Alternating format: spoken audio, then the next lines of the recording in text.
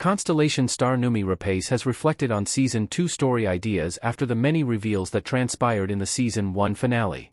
The last episode of the show reveals that Jo is pregnant, the baby seemingly impacted by her dimensional switch. It's also revealed the other version of her on the ISS is still somewhat alive, setting the stage for a new storyline.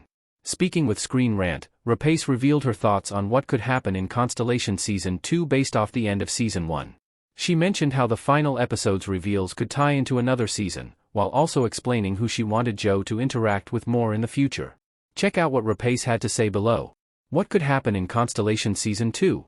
Noomi Rapace as Jo Erickson looking worried and Jo looking up and determined in Constellation.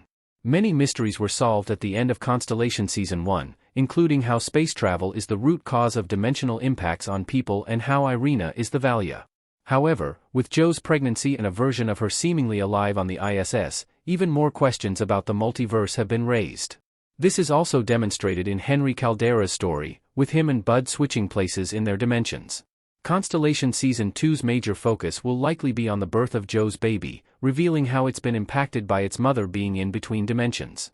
At the same time, there may be an answer about why another version of her is still alive in space, despite sustaining what should have been fatal injuries.